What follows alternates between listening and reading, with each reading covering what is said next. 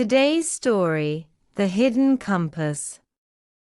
We have also added this story to our playlist, where you can find all our channel stories at one place for your convenience. Let's begin. On the edge of a bustling town, tucked between towering trees, stood an old bookstore. The shelves inside were crammed with forgotten tales, dusty pages, and the scent of adventure.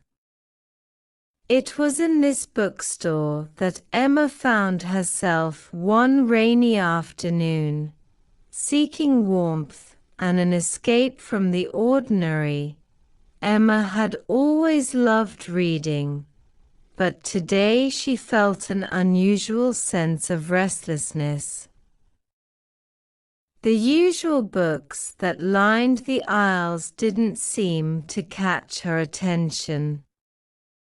She wandered aimlessly, letting her fingers brush against the spines, searching for something new.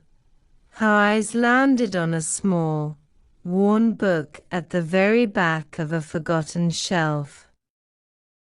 The cover was a deep shade of blue with no title. Only an intricate pattern etched into the surface. Intrigued, Emma picked it up and flipped it open. Inside, there were no words, only an image.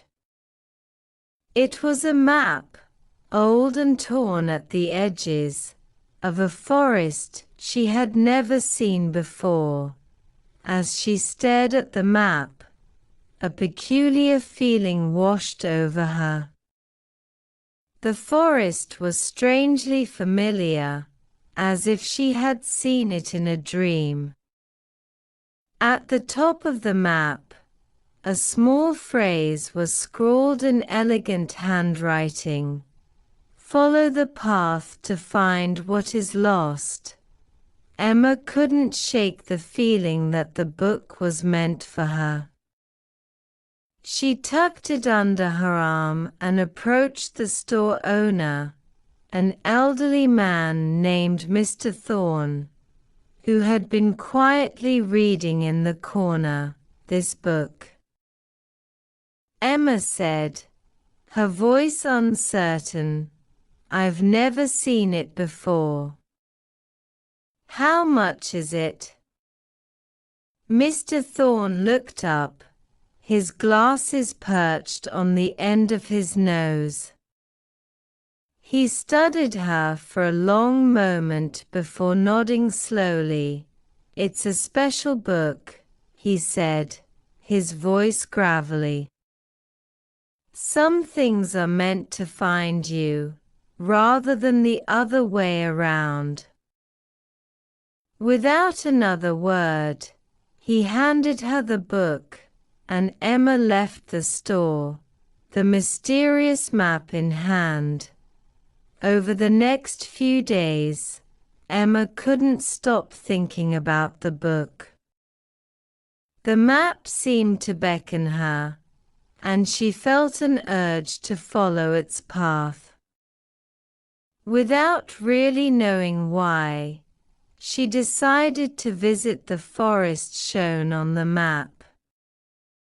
It was a place she had walked by many times, but never truly noticed. On a cool Saturday morning, she ventured into the woods, the book clutched tightly in her hands.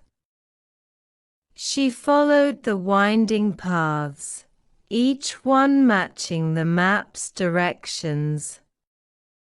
The deeper she went, the quieter the world became, until only the sound of birds and rustling leaves filled the air. Eventually, she came to a clearing. At its center was an old oak tree, its branches twisting like ancient hands. Beneath it was a small, hidden chest. Emma's heart raced as she knelt down and opened it. Inside, there was a compass, its needle pointing in an unfamiliar direction. The compass wasn't ordinary.